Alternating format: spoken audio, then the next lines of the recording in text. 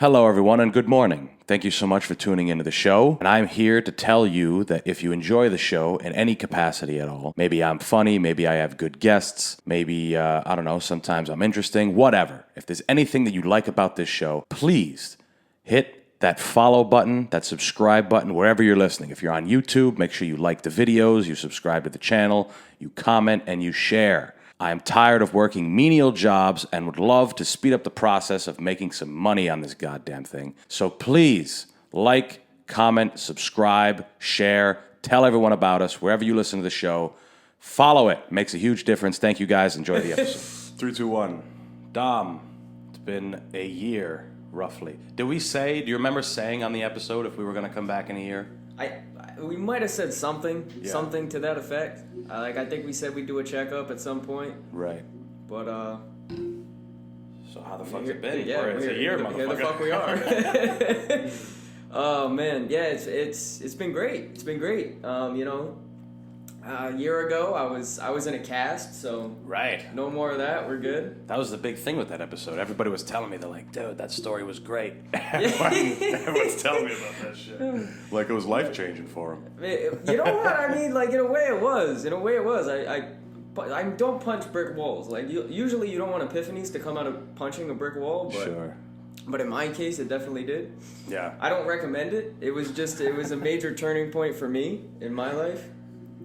I mean, since then, things have been really great, you know? Yeah.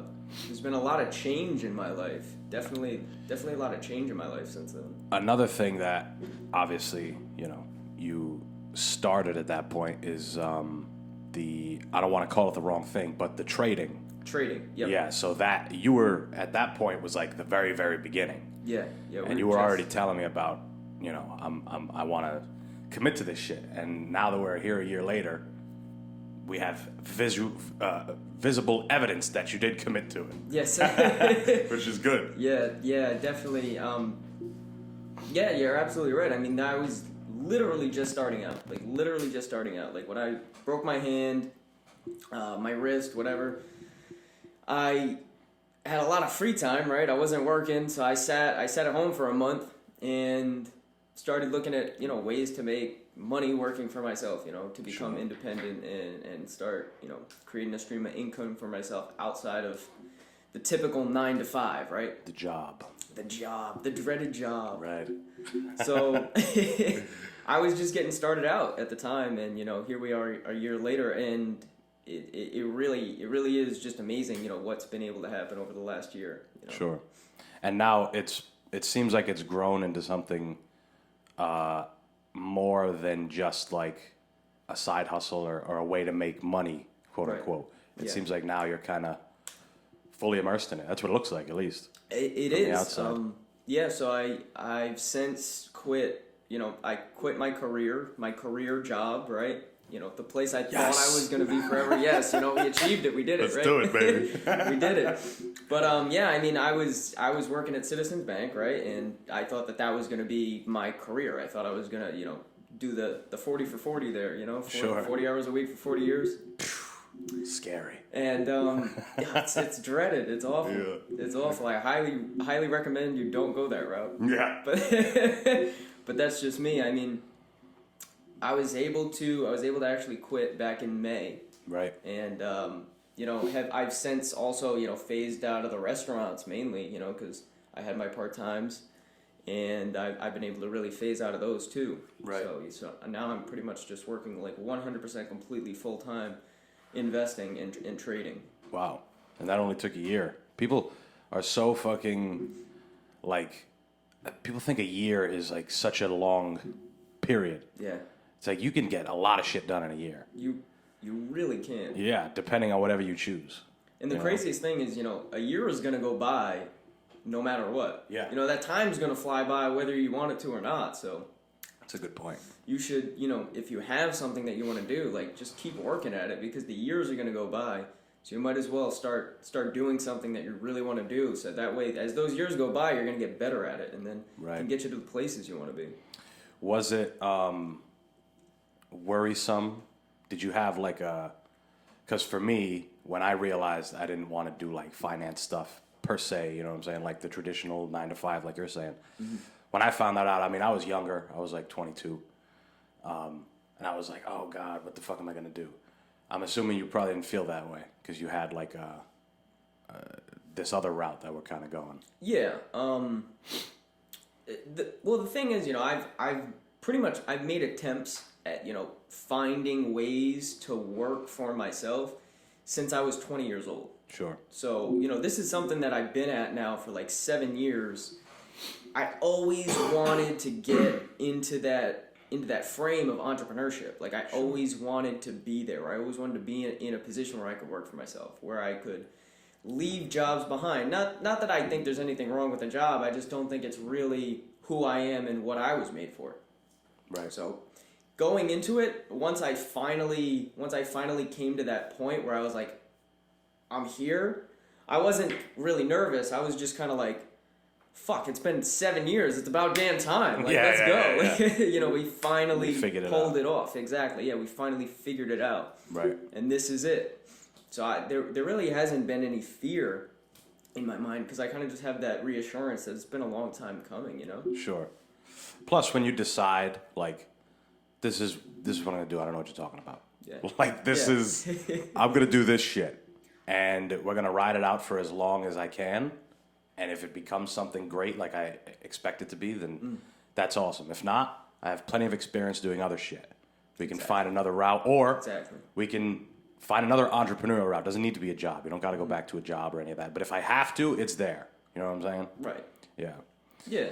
It's like being dynamic, Yeah. It's like, go do something and don't be worried about the outcome because at the end of the day, like, if you're really like a dynamic thinker, like I'm talking about, like you'll find something else. Like if I had to go back to a restaurant right now and serve, I know I could. Sure. If I had to go back to the world of banking, I know I could, and I could probably get myself back into a position like that really quickly or relatively quickly. Like if I was in a pinch, I feel like a lot of people are just afraid of that. Like they don't think that they have that capability, but like there's always an opportunity. Always. Well, we all have limiting beliefs. Like there's all, our parents, people around us, our friends. Everybody has an idea of what we should be. And for a lot of them, it's based on what they think they can do and what they think they can be. So if I think, if all I think I could be is a person who works a job 40 hours a week, and you come to me and say, hey, I'm going to start trading, I'm going to be like, I don't know if you want to do that, it's, whatever. And I'm going to try and talk you out of it. Right. Which is why you keep your shit to yourself. Yeah, absolutely. And I think a lot of people do that, like, not because they want to put anybody down, even though they don't really realize that that's what they're doing in a way. They're, like, putting down somebody else's idea. Yeah. I think that it just comes from a place of, like, a foreign place where they're not taught to think that way. So they're just saying what they think is best because of what they've been taught is best. Right. So there's always that, oh, I don't know if that's a good idea, that's not going to work, this and that. And then once you make it, you're in that position where you made it, you're like, oh, the naysayers, but the naysayers are just, that's 95% of people because that's how everybody is taught. Just Sure. like you said, that limiting belief that we all kind of grow up with, following the system that's in place for us. Right. Well, it's weird because, like, most people are cool with that for the most part. Yeah. And it's weird to even know somebody or you yourself be the person that thinks outside of that. Like, where does that even come from for some people? You know what I'm saying? That's kind of a rhetorical question, but like, where does that shit even come from? To like, for example, I'm a big fight fan. I watch, boxing, MMA, all that shit. And those guys obviously have crazy success stories. But there's a guy, Francis Ngannou, who's the heavyweight champion in the UFC. Mm-hmm. And this guy's story is fucking crazy. He was homeless in France. Before that, he was a refugee in Cameroon.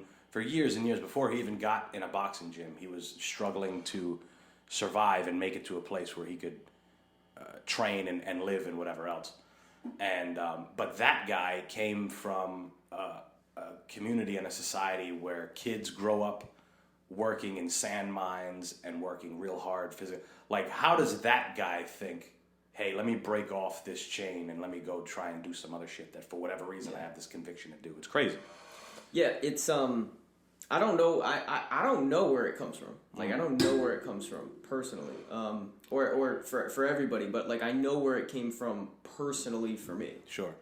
And you know, when I was, like I said, when I was 20 years old, I was first introduced to the idea of like entrepreneurship, and you know, I was introduced to somebody who's still a very, very close friend of mine, who I actually have also introduced into trading, and you know, he's also becoming quite successful himself in trading, but he was an entrepreneur from the time he was like 18 years old. Right. So here we are, like I'm 20 years old.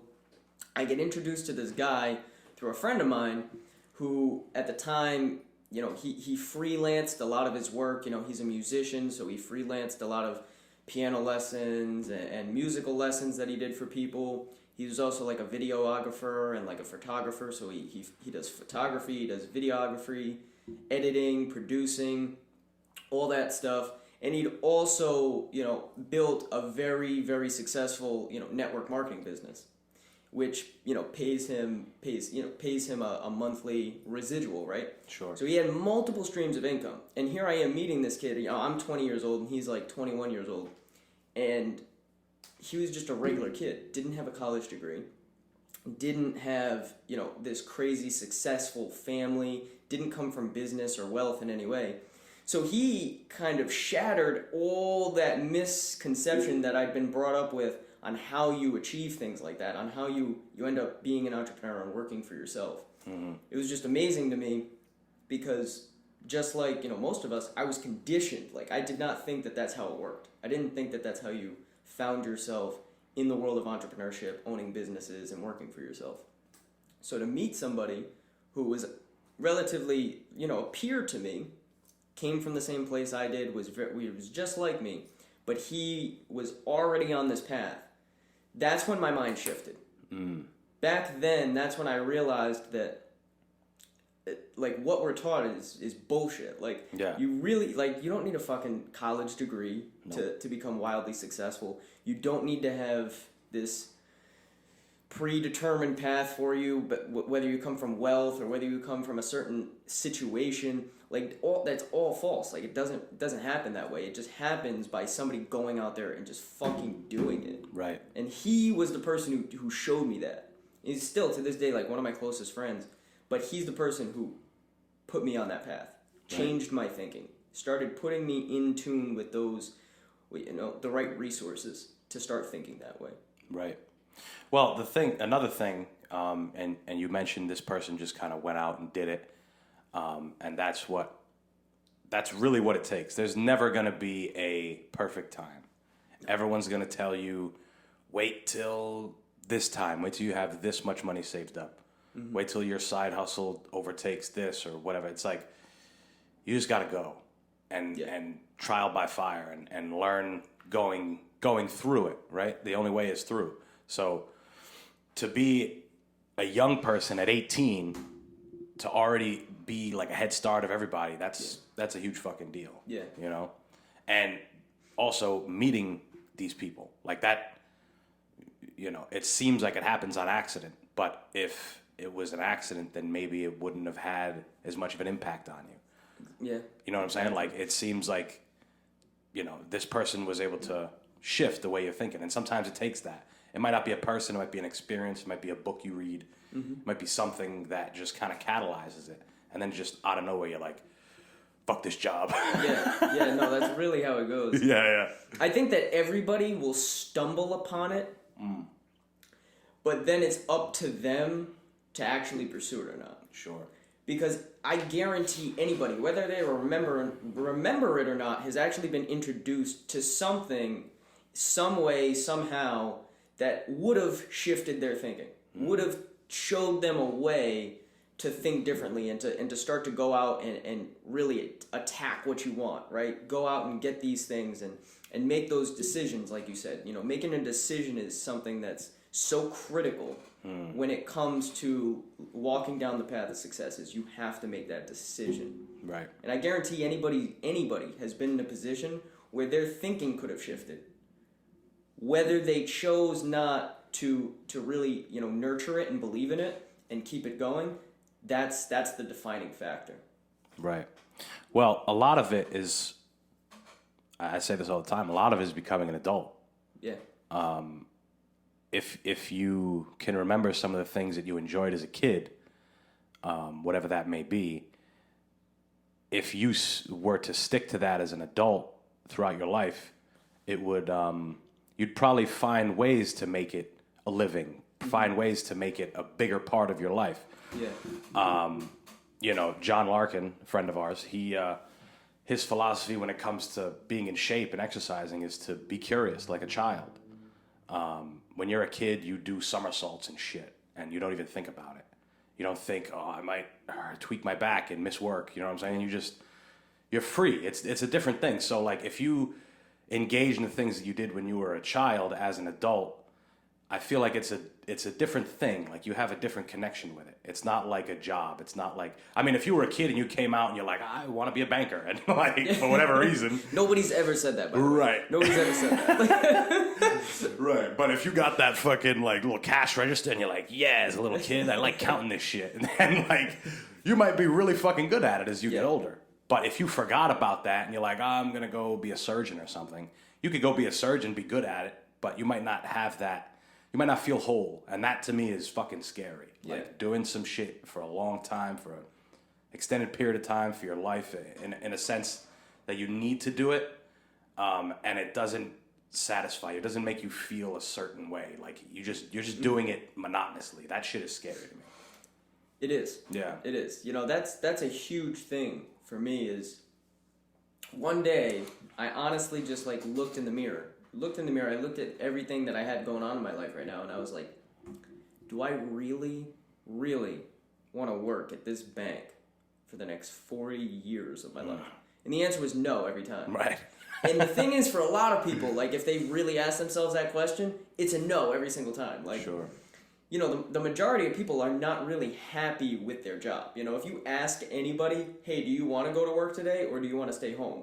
Well, they want to stay home. Every time. They do. Of course they want to stay home. They don't want to go to work. Like, Sure. Most of the time, the only reason somebody wants to go to work is because they have an obligation. Right. But it's not something they want to do. They wouldn't do it if they weren't getting paid for it. Yeah.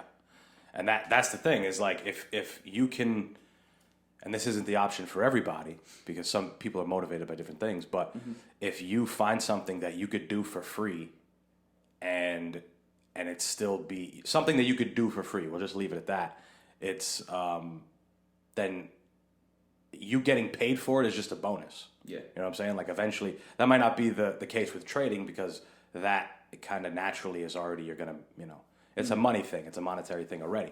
But what I'm kind of referring to is somebody who, I don't know, is an artist or somebody who's someone who works with their hands or some shit like that. Yeah. You know what I'm saying?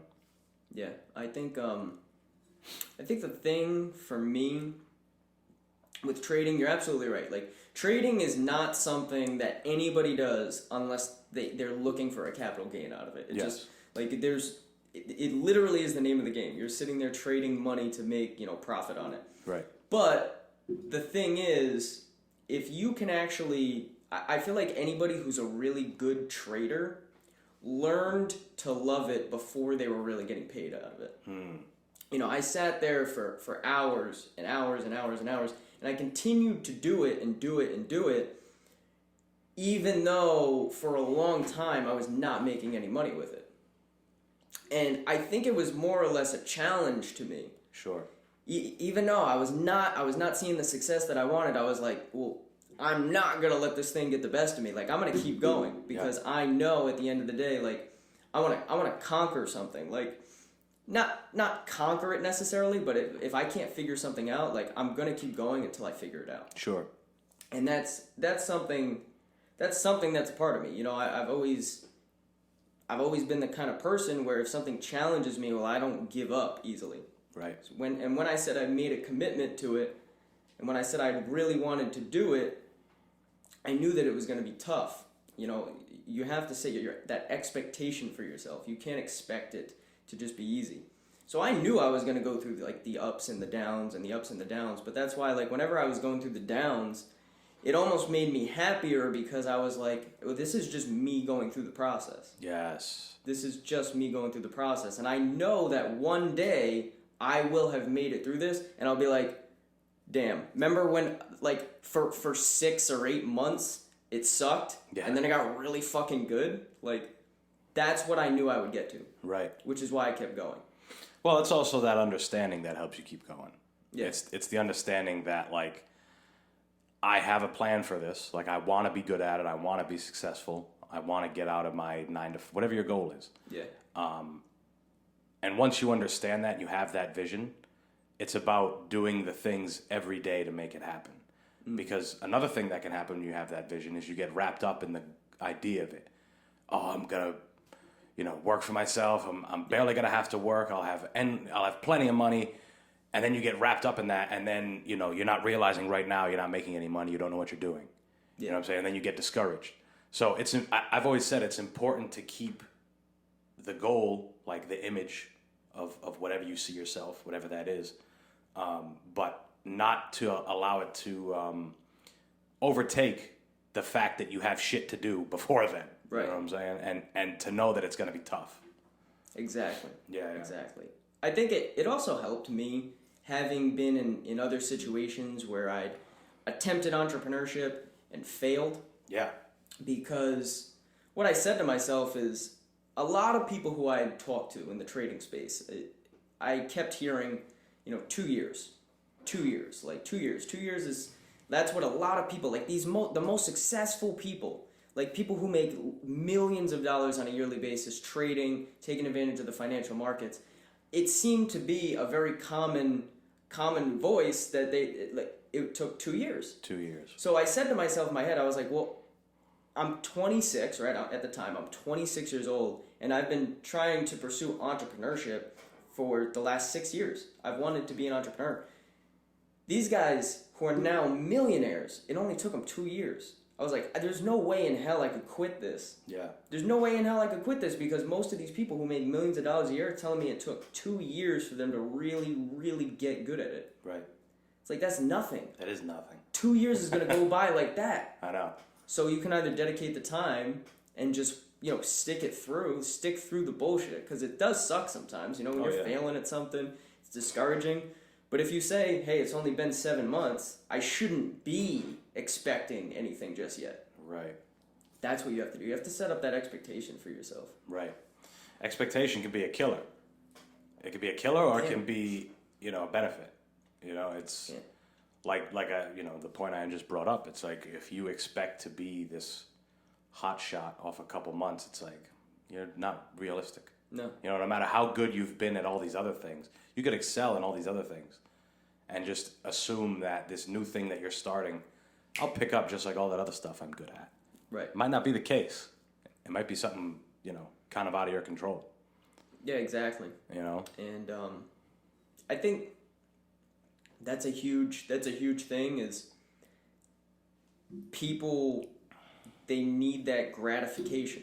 Yes. So when they don't get it, they're like, well, I don't want to keep putting my energy into this because I'm not getting the gratification. And it goes into instant gratification, but we're all brought up with instant gratification, Oh, yeah. I guarantee you, I've done it myself. You got 5 seconds left on the microwave, but you're not going to wait the 5 seconds. You're just going to pull the thing out because you want to eat right now. Goddamn right. You got 5 seconds sitting on the microwave still. But all you had to do is wait 5 more seconds. Yeah. We are such instant gratification kind of people. We want everything right away. We want everything now. Sometimes, even though Amazon takes 2 days to deliver something, I'll still try and see if I can find it in the store somewhere. Yeah. I can drive 10 minutes and I can get it right now. I'm going to wait 2 days for Amazon. Yeah. So it all it's society. It's everything. It's how we think. It's how we're brought up. It's what we see around us. Yeah. That makes us think this way. We're also fortunate. You're a couple years older than me, but we're fortunate that we grew up kind of in that middle ground where we were kids without instant gratification. Like we were kids without phones. We were kids where internet was like, it was a thing, but you couldn't talk on the phone while you were on the internet. Like it was it wasn't as big, Yeah. And we kind of grew into having the instant gratification of phones and technology and that type of thing. And now, I mean, if we're being honest, you can see the difference between our generation and say my brother's generation. Yeah. Because those motherfuckers are in their phone all the time. Nobody is able to talk. Nobody speaks well. Like, the only reason my brother is able to communicate with people is because of our parents are old. Like, we have older generation parents, so they impute all these different things. You got to talk. You got to look people in the eye, shake hands, all that type of thing. But there's some kids, their parents are young or they don't care for that. You know, they might think that it's kind of obsolete. Like, oh, what am I, my grandparents? Who gives a fuck? Everyone's got phones and whatever. Right, yeah. But people who are brought up in a way to have real human connection, they have an advantage. I was having this conversation with my dad the other day. I'm like, me and this kid, we have an advantage over everybody else who grew up not worrying about connecting with human beings. Because that shit, absolutely, regardless if you want to or not, that shit is important, especially if you want to be an entrepreneur, especially if you want to be your own boss and get your message out, your word, whatever the fuck it is, you know? It is the most crucial thing, is communication. And you're absolutely right. Like, a lot of today's generation doesn't have it. Like, they don't have it because they're brought up in this world of technology. Everything's telecommunication. Everything is, school. Text messaging. Yeah. You know, what kind of emotion can you convey through a text message? But you're absolutely right. Like where we grew up, we were before that, just before it, but still before it. Like, we know what we were. I have vivid memories of what life was like before, you know, the wave of technology that's come over, you know, the world in today's day and age. Right. Yeah, and it is scary to think that some of these kids are going to grow up. Yeah. But it's going to be a completely different world, so it might not even be scary. It might be like what's supposed to happen. Yeah. But for older generations, I guess, we're not even that old, but for like prior generations, I should say, it's going to be like a weird thing, I would think. Yeah. Yeah, and I mean, obviously, like, what's recently happened doesn't help either, you know, with the pandemic and everything, like, doesn't help. Amplified it. It absolutely. Yeah. Absolutely. People are just even more used to just basically relying on technology to do anything, you know, any kind of communication, any kind of, you know, work whatsoever. There's a don't talk to me button on Uber. Like, you know, you could press that shit and the driver is like, oh, okay, I'll mind my business. Like what? Like it's crazy.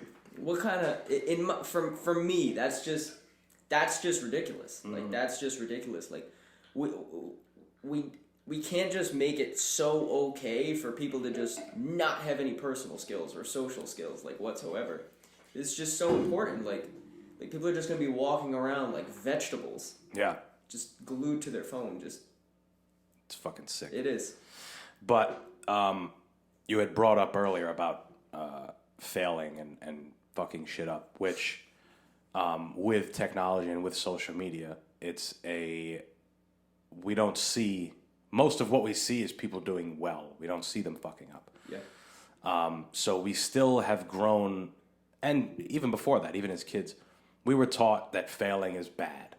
You don't want to ever fail. And that might be true in some instances, right? If you're a dad, you don't want to fail as a fucking dad.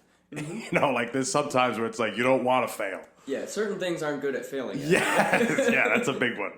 But, you know, for the most part, if you're trying to learn something new, if you're trying to build something, if whatever the hell it is, you have to fail. If you're not failing, like, you're probably not in the right direction. You're probably doing things the same way that you've been doing. You found a way that it works. Yeah. And you haven't tried to try something else. Maybe it could work better because you're nervous that it could fuck it up.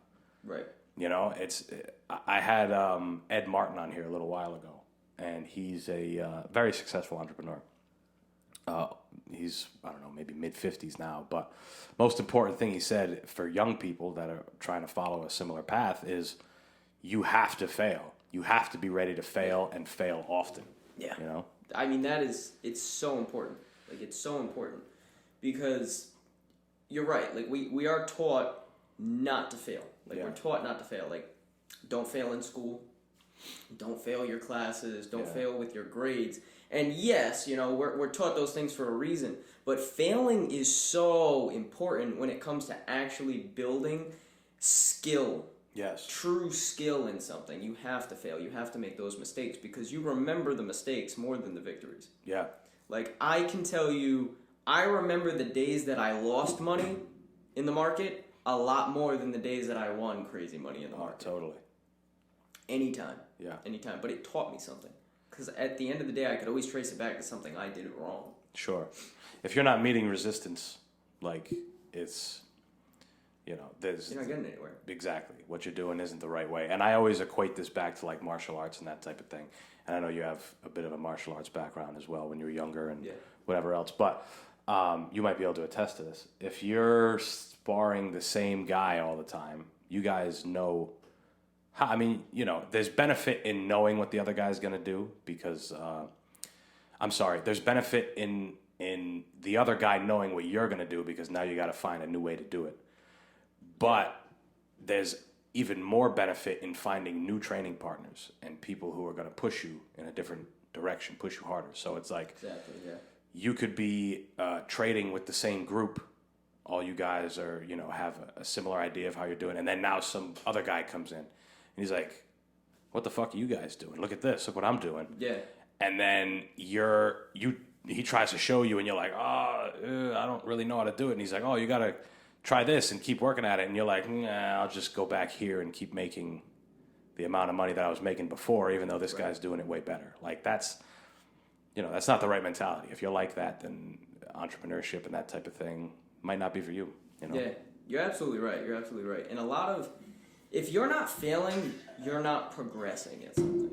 Like you said, you know, you might have found some way that might be working for you, but you're probably stagnant. Yes. If you're sparring the same guy over and over, if you're playing the same player in a sport over and over and over again, you're not getting fed any new information. Right. When you connect with somebody new, you spar somebody new for the first time.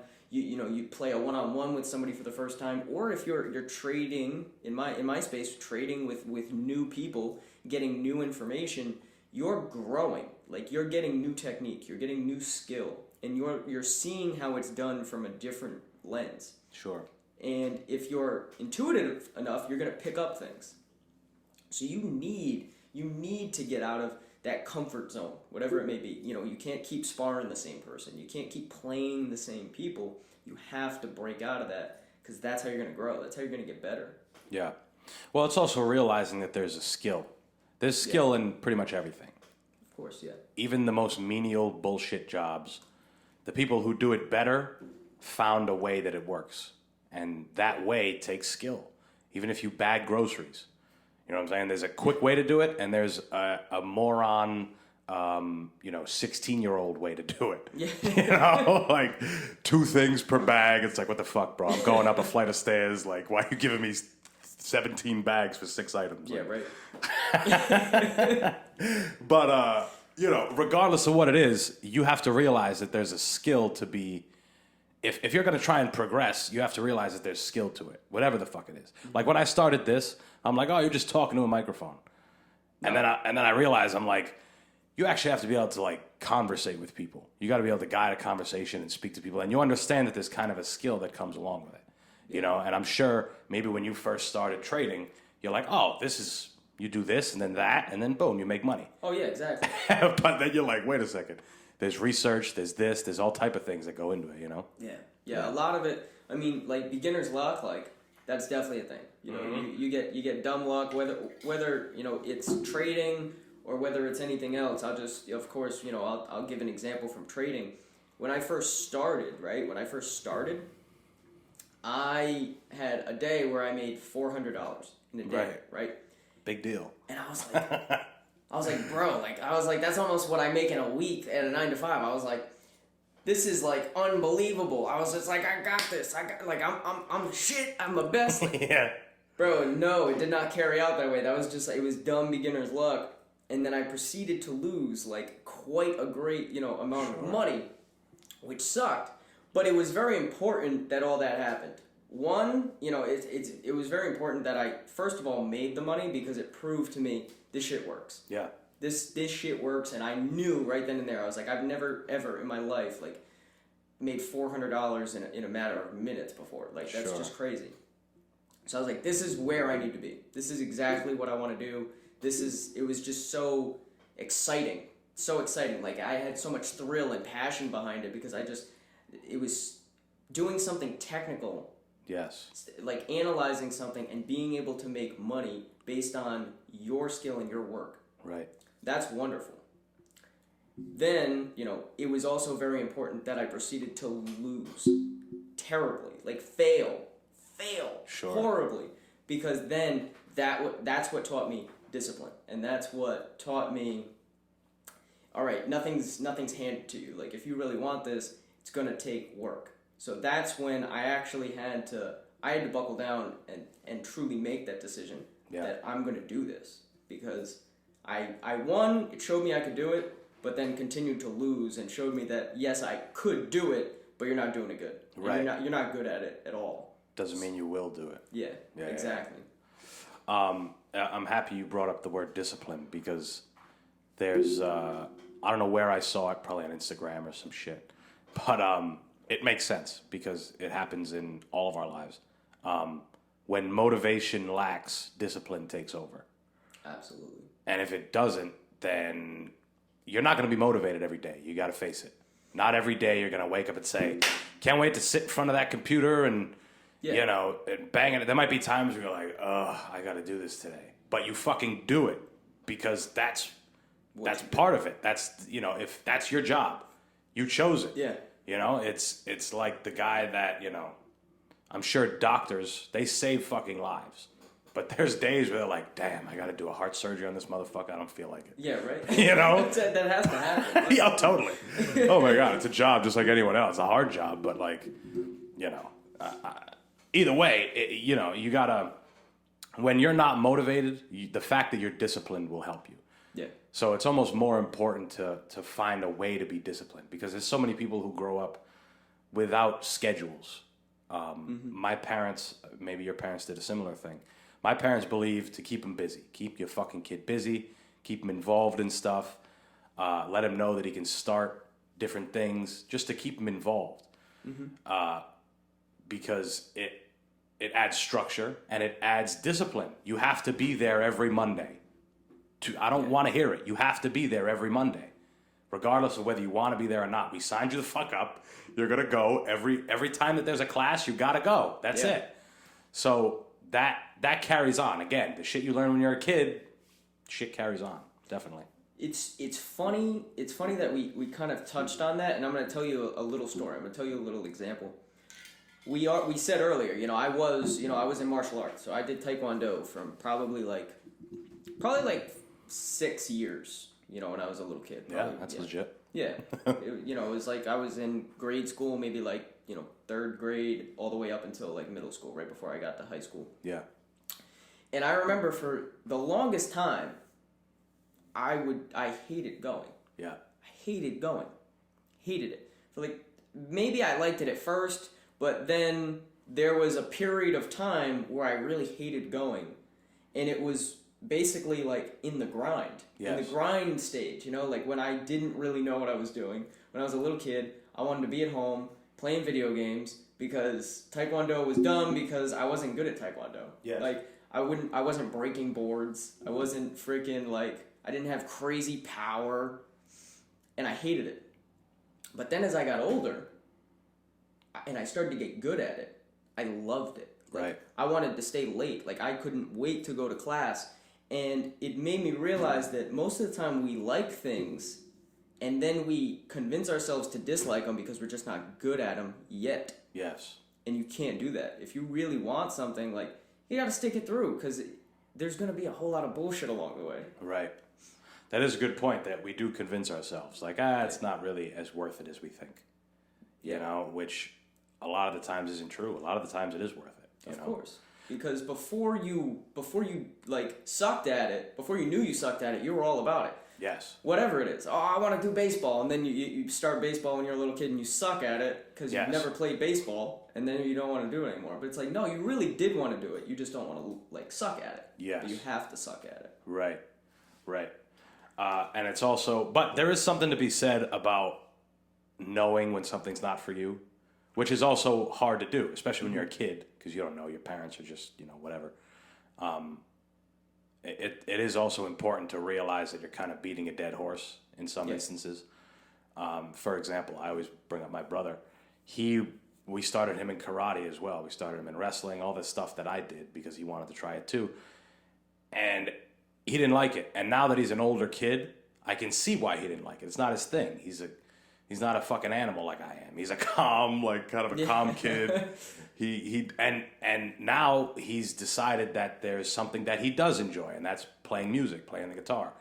And he goes to class twice a week. Yeah. So as long as you find something that you're willing to be disciplined in, willing to suck at, like I'm thinking in his mind, he's like, I might not be good at the guitar now, you know, but again, it just goes back. We keep circling back to these things, but it's good. Decisions. Once you decided that you're like, all right, I do want to get good at Taekwondo, or maybe I don't want to get good at it, but my parents are making me go. So let's try and make the best out of it sometimes, even if it's hard as shit. Yeah. And then eventually, you're right, you do get into, you know, you get good at it, and you're like, now there's momentum. Now it's like, I just want to get better. Right. You know? Yeah, I think it's very funny. It's funny how we find ourselves on these paths or wherever we do find ourselves. But that's a very good point that you make. You know, you do have to know when it isn't for you. Yeah. And it all just comes down to, you know, just being honest with yourself, which a lot of people. It's hard. It's hard for some people. Yeah. It's hard. You know, it's very hard to be honest with yourself a lot of the times. You know. But you do have to know when to make that determination that it isn't for you. Right. Yeah, it's there's also a balance between being honest with yourself and being a fucking dick to yourself. Like, which for some people can be hard. You know, some people who have stronger internal, I guess, problems or demons or whatever the fuck you want to call it. Because, you know, I've gotten better at it over time, but, you know, speaking for myself, we're our hardest critic. You can put it that way.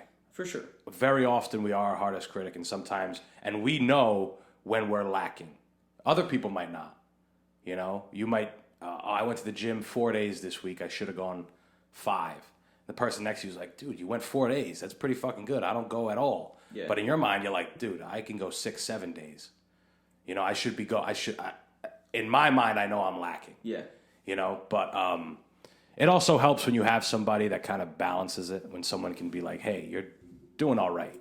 You know, sometimes you need that because, again, like I said, we are our hardest on ourselves, which, you know, can be detrimental. If you bury yourself all the time, you're not going to make it anywhere. You know, you have to kind of count your losses. It's funny because like there's like a balance almost. There's this very thin line, and you know, some people look at it as like, oh, you're too hard on yourself. But the people who are too hard on themselves, a lot of the time, from their perspective, they're not too hard on themselves. Sure. They're just doing what they know they can do, because who knows you better than you? Mm-hmm. And it really just it goes into your character, you know? Whatever you feel you should be doing, whatever you know you're capable of, for somebody else, they might be like, you went 4 days to the gym. You know, but in your mind, you might be like, if I'm not like experiencing discomfort, if I'm not like tearing myself apart, well then it's not acceptable for me to go less than 5 or 6 times a week because I know I'm capable of it. Yes. And there's just people who think that way, and they're wired that way, and they're different. So that's why it's important to know yourself. Right, which is a hard fucking thing. Like, people make light of decisions like a job, or decisions like what you're going to go to school for, decisions like how are you going to make a living for the rest of your life. And to me, that shit, people make light of that. Oh, just pick something. Just pick something. Yeah. Pick, you know, what do you want to be? You want to be something, right? Just pick something. And you're like, I don't fucking know. What do you mean? Yeah, right? Like it's not like a bowl of candy. Like, you can't just, which one do you want? Like, I know. This is pretty serious shit we're talking about. Yeah, that's what I'm saying, dude. Ever since I was a kid, people are like, what do you want to be when you get older? I'm like, I change my mind every month. I'm like, this month I want to be this, you know, like. Yeah. And that shit carries on when you're an older person. But when you realize, you're like, okay, I got to move out of my parents' house. I got bills. I got, you know, this and that. And then it's like, now you're forced to pick something. You know, which, again, it goes back to becoming an adult and being forced, kind of being beaten into, I guess for lack of a better term, being beaten into the submission of choosing something that you may necessarily not want to do. Yeah, we're following the path, right? You know, because we all know what's expected. There's this expectation. Yeah. And it floats around, and we all know what it is, you know, because we grow up with it. It's in the media, or it's, you know, social conditioning. It's all these things, you know. We're just following the path, and ultimately you end up making choices out of necessity, not out of actual want. And I think that's so detrimental to just the human as a general, like in general. When you think about what we would be doing if we were not in the society that we live in today. Think about humans from a completely natural, animalistic perspective. What would a human do all day? Worry about how they're going to eat. Exactly. Yeah. Worry about necessities, living. Necessities, exactly. Yeah. They would not be sitting here like, well, I got to go get a job at the bank because I got bills to pay. Like, no, like they think about eating, and they think about like just existing. Exactly. Yeah. So I feel like the way we set up society, it's not really in tune with how the human or any animal is actually naturally supposed to be living their life. Yeah. Well, the thing is, and I mean, this is across the world, but growing up in America, growing up in the United States, we're obviously very fortunate. We have a lot of different opportunities and all this stuff. But what if there is one of the downsides living here is there is such a huge stress on the idea of work.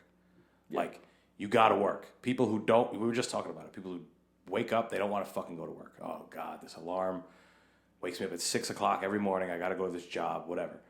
But if you don't work, your family thinks you're a bum. The people around you think you're a bum. You're not, you know what I'm saying? Like, there's such a huge stress on work. And I read a book, well, I shouldn't say I read it. I got into a book called The 4-Hour Work Week. You'd probably be interested in it. It's like an entrepreneurial type thing. And that's like the first chapter. It's like breaking the stigma of work. Like, we have to work. Right. And this guy was, he was an entrepreneur, and he started off trying to be like an investment banker. That shit fell by the wayside. He moved back in with his family, early 20s, didn't know what he was going to do. Started like a supplement company, and now he's making a lot of money. He's making like 20, 30 grand a month, but he's working like a dog. He's working like 60, 70 hours a week, working hard. Yeah. And he got to a point where he just broke down, and he's like, I don't know, I don't want to fucking do this. Like, I'm making a lot of money, but I'm dying here, you know what I'm saying? So he just said, fuck it, and moved to like Italy or something for like a month. Abandoned all that shit, had a breakdown while he was on the plane and everything. He's like, fuck, what am I going to do? Went crazy. And then found a way to make it so that he's not killing himself for his money anymore. So hence the 4-hour work week. Right. Work 4 hours, whatever. That's the whole idea behind the thing. But I brought that up to kind of drive home the fact that in this country, we are so preoccupied with work. We think it's how we're supposed to live. To your point, it's not. All other animals just live. Exactly. All they do is walk around and live, but they don't have constructs. They don't have jobs. They don't have markets. They don't have businesses. They don't have... All their wants and needs are simple animal things. Food, fucking, sleeping. Right. Like, simple ass shit. But we're cursed with these big monstrous brains, and we want more, and we think, and it's... Yeah. You know, it's just an interesting concept, the idea of how we have to work so fucking hard all the time. Yeah, I mean, it's just, when you think of nature, like, it does not fit into, like, a true nature standpoint at all. You know, like, naturally, the human being, yes, we've developed into what we have, but I mean, naturally, we are not supposed to be sitting there at a desk all day on a computer. Like, that's just so unnatural. That's not what we were made to do. Yeah. And it's just crazy. We've more or less just been put in a situation because of how this world has grown around us. Yes. But it's not actually how we were designed or built. Right. And it's so interesting when people find another way to do it. Yeah. regardless of what it is. It works for them. I always bring up Hunter S. Thompson. I don't know if you've watched Fear and Loathing in Las Vegas. I have not. Phenomenal movie. But that guy was an author in real life. And his schedule, his way of living was completely backwards.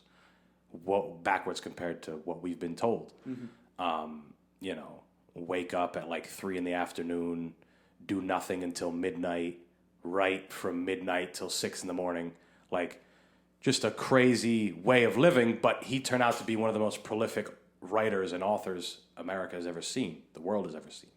So, like, when people say, hey, the way that you're doing shit is wrong, is it wrong, though? It's only wrong if it doesn't work. Right. It's wrong if it ends up not working, you know? And when I say not working, there's a different definition for everybody. For some people, this worked if I'm comfortable, I have time to myself, and I can pay my bills. Doesn't necessarily mean you're rich. Doesn't necessarily mean you... It's a big thing. You know? That's a big thing. Yeah.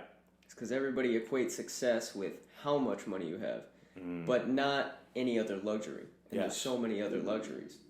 And we talked about this last time, on our show. We talked a little bit about we talked a little bit about the 4-hour work week, and we talked a little bit about, these ideals of wealth, Yeah.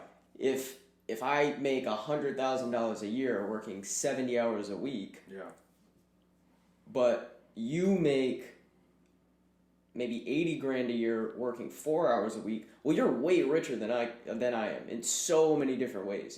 Totally. You have like 36 more hours in a week to do whatever the hell you want to do than I do. Not even, because I work 70 hours a week, right? It's just ridiculous. Right. And I've been there, bro. I've been there. I've been in the point where I worked like 60 hours a week. Honestly, ever since I was 18. I worked like 60 plus hours a week. Yeah. And I just got to a point where I was like, this isn't how I'm supposed to live my life, When I was in, restaurant, I was a cook. Every summer the owner would go away to Greece, and I would work 70, 80 hours a week all summer, holding down the restaurant for him while he was in Greece. Yeah. I went to car sales, 70 hours a week on average, like averaging 70 hours a week. Sometimes I get lucky, only work 60 hours a week. Yeah. That was great. Then, even once I left there, I went to the banking world, but that's another thing is just one job, and that's what sucks about our society is most of the time just one job isn't even enough. Yeah. You would think I had a great job, working a career at a bank. You would think, oh, that's an awesome job, but it still wasn't even enough. So I had to have the part-time at the restaurant. Right. Still, 60 hours a week. So it's like, at some point I was just like, if I'm working 60 hours a week, I should be making 600 grand a year. I shouldn't be making 60,000 a year. That's bullshit. That's bullshit. I give so much of my life away to working. And where's it getting me? Nowhere. Right. But a lot of people, they haven't reached that decision, or it's hard for them to reach that decision, or they're not going to reach that decision. Right. But you have to, like we said, if you want to do something, you have to just make that decision. Well, it's also a bragging point for a lot of people. I worked 60 hours this week, bro. 70 hours this week, bro. I'm about my bread. Big deal. Yeah. Like, I got to do a whole bunch of shit that I wanted to do. I worked 20 hours this week. I didn't make as much, but I'm arguably happier. Yeah. Like, you know what I'm saying? Like, I got to go... Remember I hit you up earlier this week? I said I wanted to go on a bike ride on a nice scenic trail. Yeah, you couldn't do it. You were working. I had a phenomenal time out there. You know what I'm saying? Like, that shit to me is more important. And that's also hard to get past your parents who, in their lifetime, were like, work, motherfucker. You got to make some money. Yeah. And to them, it's almost like you just want to fuck around. You want to have all this time. And it's like, why not? You wanted that too. You just didn't figure it out. Anybody does. Yeah. Anybody does. Like, if you could pay all your bills and live comfortably and only work 10 hours a week, you ask anybody that, then nobody would say no. Yeah. Nobody would say no. But if you're actually in that position, like, oh, I quit my jobs, oh, I only work a part-time, it's like, what are you doing? Yeah. It's like, what are you doing? Why aren't you working? It's like... Why do I have to? Doesn't everybody, like, this is what everybody wants, but if you get it, people look at you funny because it's just so, it's abnormal. Yeah. Very abnormal. It is. And it just goes back to the stigma of you're a bum. You're not working like you're not working like I'm working. Big deal. I'm working smarter, motherfucker. You're working harder. Like I never understand that. Yeah, man, I worked 70 hours this week. You're a victim. Exactly. You're dying. Like you're just gonna have a stroke. Like you're just killing yourself faster. And then what? Now I get to chill. I'm 68. Retired. 3 years later, you're dead. It's such a scam. Oh It's such my a scam, God, bro. dude. I don't want to wait till I'm 60 something to like live my life. Plus, people have different ideas of enjoying life. Like, That is true. you know what I'm saying? Like, some people are like, oh, they work the 40, 50 hours, 60, whatever the fuck it is. And they're like, I can have fun before then. And I'm like, all right, cool. That works for you. Depends how much fun you want to have, how you define fun. To me, fun isn't saying, hey, boss, could I have like a week and a half off? I'm going to be going away. And they say, no, you can have like 3 days off. Yeah. Or, you know what I'm saying? And then you're like, all right, that's not bad. No, motherfucker. I want to, if there's somewhere I want to go, like I want to go for as long as I want, when I want, be able to do it, all that shit. And money is, a factor in that. But that being, kind of thrown to the side in this particular scenario, having the freedom to do whatever you want, whenever you want, in my mind, is truly enjoying life. Exactly. Some people think that, like, I get 15 days of PTO, I get 6 days. I'm like, I'm good. That's good. It's a couple weeks a year. Yeah. I'm like, that's good? Yeah, right? That's a good thing? For like, a couple weeks a year, you actually get freedom? Think about that. Crazy. It's crazy. It is crazy. For a couple weeks a year, you have freedom. Yeah. For a couple weeks, you don't have to ask us permission.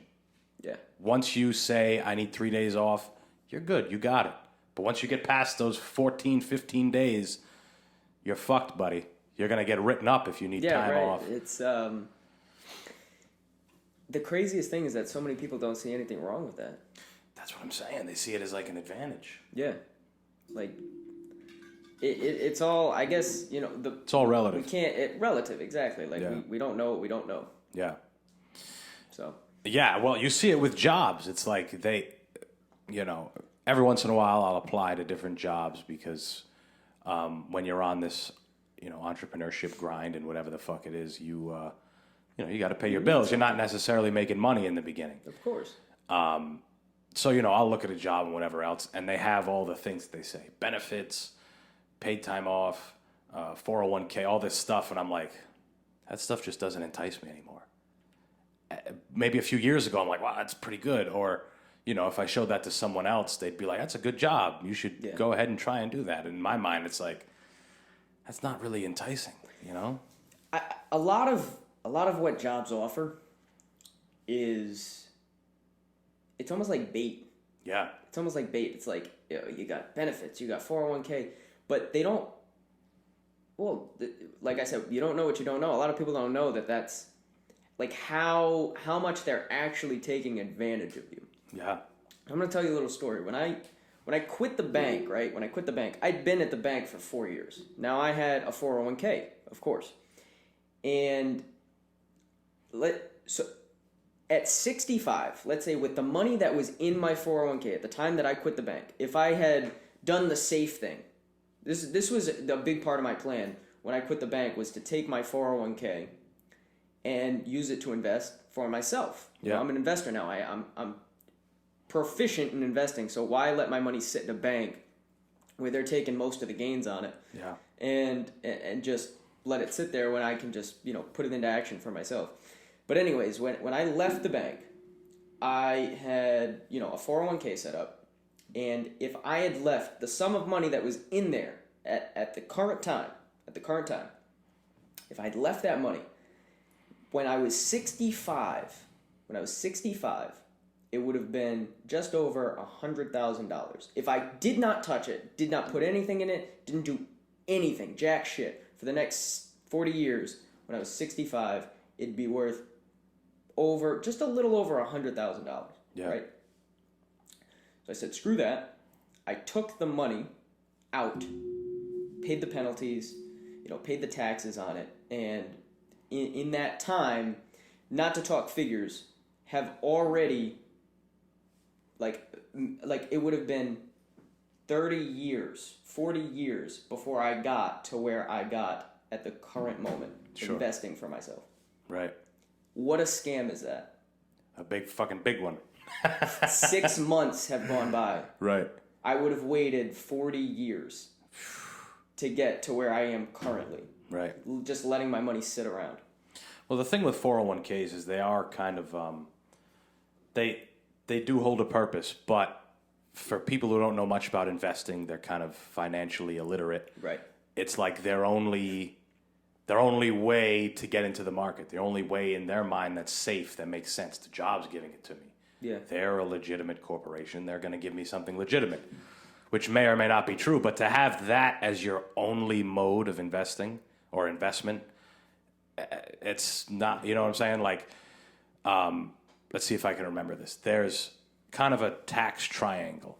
Mm-hmm. Something I learned when I was trying to do the advising thing. And there's money that gets taxed, and then it goes in your bank account, and you can pull it out, and it's good. Like it's not taxed. Right. So it's taxed on the front end. And then there's money that is taxed on the back end, which is like 401ks. Yeah. The money goes in, it's not taxed, but when it comes out, 60 years down the line, or whatever, 30, 40 years down the line, there's probably, who knows what the tax rate's going to be. You know what I'm saying? You could pull it out and you could get fucking whacked. Exactly. Right? All those years that you put in whatever. And then there's money that you put it in and you pull it out and it's not taxed. Right. Like Roth IRAs and life insurance and that type of thing. Yeah, like a Roth, I'm pretty sure is taxed before it goes into the account. So yes. When you pull it out, it's good. You're good. Yeah, exactly. Yeah. The first one, the bank account was taxed as it goes in and taxed when it comes out, like as, but whatever, that doesn't matter. No, but this isn't an educational course. right. Teach everybody about banking. Wrong fucking podcast. But no, just to have, that's the thing, is jobs also create security. And people are incredibly, in this world of worry, people are incredibly worried to not have complete security. And I saw a quote somewhere, I think it was Eisenhower. He said, if you want to be truly safe, go to jail. Live in jail. Yeah. You know what I'm saying? You got all your food, you got your bed, you don't got to worry about shit, nothing to pay for. Just go to jail. You'll be fine. Yeah, you're absolutely right. You know? You're absolutely right. Yeah. There is no security. I mean, security is such a false concept. Yeah. Like, you do not have security at a job. You right. can lose that job at any second. The company could go under. Even if you're a great employee, like, you have no idea what can happen. Departments could change. You know, they could liquidate something. Oh, yeah. Like, you're gone. Like, yeah. You have no security at a job. And you have no security when you're an entrepreneur, but at least you're in control of something. Yes. You're the one making the decisions at the end of the day. So if I don't get up and go do what I got to do, if I end up broke, well, it's on me. Like, it's your own damn fault. You didn't get out of bed and you didn't go do what you had to do. And I like that idea way better. Right. Because I've been in a position where I got let go from a job and I wasn't expecting it. I was in a position where the pandemic, took the restaurant away from me. Yeah. Like I said, the bank was not enough to sustain myself. And then the pandemic comes along, takes the restaurant away from me. You know how unsecure I felt in that moment? Oh yeah. Like, talk about insecure. Like, I had no security. Like, you think jobs give you a security? It's a false sense of security, in my opinion. And I don't think there's anything wrong with a job, but you should definitely have something else. Yes. You should always have something else. You need to expand yourself because there's nothing secure about a job. Right. Multiple streams of income, very important. Yeah. Especially if you, someday want to taper off. You've been working 40 hours for 10 years, 15 years. Maybe at the beginning of that 10 years, you bought a house or you bought a two-family. So now you're, 45, you're a little older. You're like, let's start to taper off 25 hours a week, 30 hours a week. Because now you have something that's paid off, it's paying you. Mm-hmm. Multiple, whatever the fuck it is. Maybe you have a side gig, you sell things on eBay, or I know people who've done that. I grew up with a kid. His dad, had a job, but he also at night spent 2 or 3 hours instead of watching TV or, banging his wife or whatever the fuck people do, he We should always make time for that. Right, that's true. Maybe he did it afterwards. But he spent some time putting shit together to sell on eBay, whatever your gig is. I'm not the biggest Gary Vee fan, but he has a point where it's like, yard sales. Yard sales are such a huge thing. Really? Never heard that. Right, yeah. Well, I mean, it's big for old women and shit, moms and whatever. But you can definitely, just from a logistics standpoint, you could definitely go to a yard sale, find something, haggle with the person, find something that you can sell, right? Like if somebody's selling a TV or some shit, like if someone is selling that TV and they're like $100, and in your mind you're like, I can sell that for $150. Let's see if I can buy it for like $75, $80. You know what I'm saying? Like just that little. And if you did a yard sale like every other weekend in the summer, there's money there. You know what I'm saying? You get a few $100s out of it. That's what I'm saying. Yeah. So like multiple streams of income. If you're worried about security, then multiple streams of income is the way to fucking go. Because like you said, a pandemic could happen. Yeah. And your job is done. You know what I found, especially working in banking. A majority of people fear money. Yeah. Money is the scariest thing to them. But it's so scary not to understand money because you don't understand these things. You don't realize that if you just took, and you know what, I'm a big investor. Like obviously investing is my life, and I would recommend it to anybody. But like if you just don't realize that it doesn't have to be thousands of dollars. If you took $500, right? $500. Imagine how much interest you would get over the course of a year, letting $500 sit in a savings account. Be virtually nothing. Yeah. Virtually nothing. You're losing money, if we're being honest. Of with course. Inflation and yeah. You absolutely are. You are losing money. As inflation rises, that money's just becoming worth less and less and less, and you're not getting paid any kind of return on it. If you just took the same $500 and grew it 2% a day on yourself, like on your own, with investing, which is very, very relatively possible to do. It's what I teach because part of what I do is also help others learn investing. But I teach this to people all the time. If you took $500 and just gained 2% on it every day, well, you maybe at first it's like, oh, I'm making $5, I'm making $10. This sucks. I want to see more money than that. But, what are you talking about? You let that same $500 sit in a bank account, you're seeing nothing on it. Exactly. So be happy with that $5, $10, because if you just keep applying those same principles, well, guess what? By the end of the year, $5 will turn into over $10,000. Yeah. Or, $500 will turn into over $10,000. Just getting those $5 here, $10 here. Because then, towards the end of the year, you're making $200 a day, $300 a day. That's how you become an investor. That's how you actually that's how you go out and make a living for yourself. Sure. Because you're doing the same thing every day, just going for a same percentage, and you have that discipline. It's way more than a bank was ever going to give you on that money. Oh, totally. Yeah, you got to put your money to work for you. Yeah, you have to. If you're working, there's only so much you can make from working for your money. We all have a base or an idea of what we make every week, whatever the fuck it is. If you don't put it to work towards something, it's just going to stay that. Or, like we said, decrease. There's no growth. Yeah. There's no growth on it. And also, there's the whole stigma behind investing and, people have different risk tolerances, but something that people have to know is there are safe ways to invest.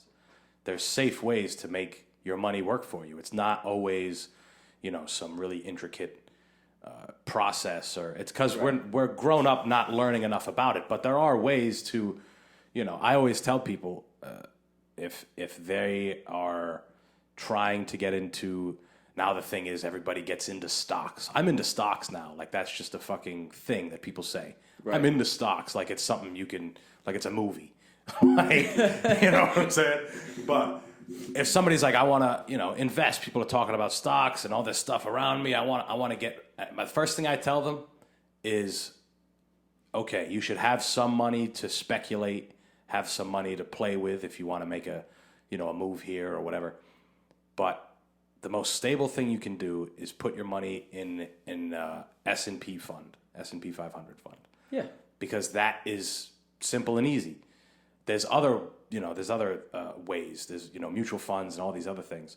But the point that I'm trying to draw here is like the fact that you've been told that investing it takes this crazy amount of knowledge and this crazy sense of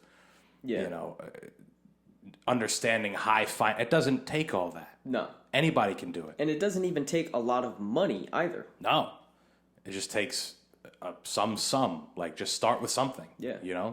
And then just be disciplined and patient. If you start with $100, you can't be expecting to make thousands of dollars off $100. Percentage-wise, that just doesn't make any sense. Right. But if you think about it, like I said, putting $100 in a savings account is going to make you absolutely nothing over the course of the year. That's right. But if you're making $5 to $10 here and there on that $100, well, by the end of the year, it could be a few thousand. That's way more than you would have got letting it sit in a bank.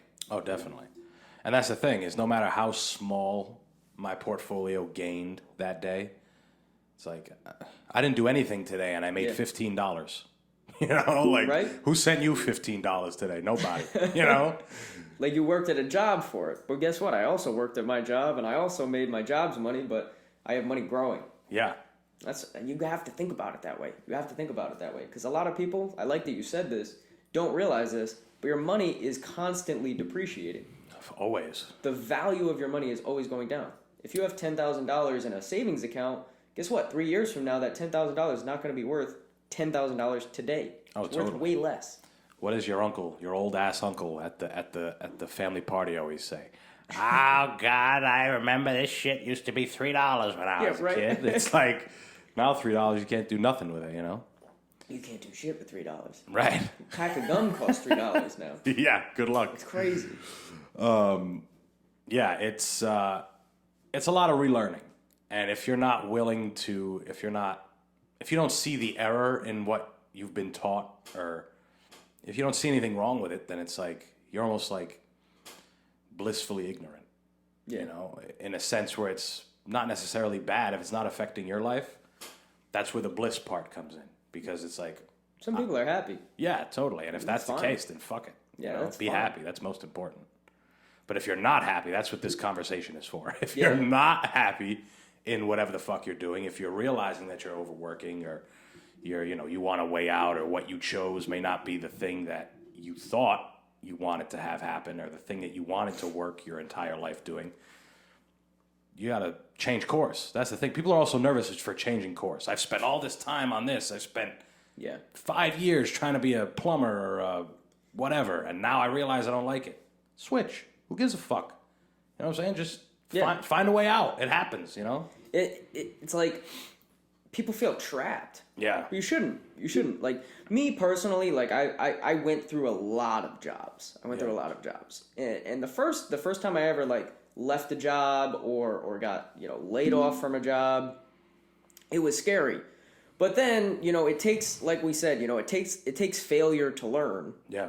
And you start to learn that it's going to be okay. Like, it's going to be okay. Like, promise you. Like, yes, things can look crazy. Things can look really shitty at a moment. But things are going to be okay. Like, there's an option out there. You just got to go and find it. Sure. And a lot of people, they'll sit there and they'll be complacent. They'll stay somewhere that they hate because they're just so afraid to try and look anywhere else because they don't think that it's possible. But it is possible. You got to put a plan into action and just follow the plan. Right. It's also about having the confidence to know. Like, if you, again, going back to the shit you did when you grow up, if you were in situations to succeed all the time, or if you never did sports, or if you never did something where you had to learn and suck at it, as an adult, you're not going to want to do things that you suck at for a while. You're not going to want to do things that, and you don't have that confidence to try something new or go against the path that you've had for so long, Yeah. No, that's a good point. That's a good point. I mean, we learn. We learn and we make our decisions based on what we've learned. Yes. So if we've never learned that, we're just gonna think that this is the way it is. Right. And that's so scary. That's why I like having conversations like this, because I like throwing out that extra, like a different idea, a different perspective. Because myself at one point was somebody who just thought that this was the way it was, and that's how it has to be. Mm-hmm. But I like the idea of actually letting people know that it doesn't have to be that way. It really doesn't have to be like that.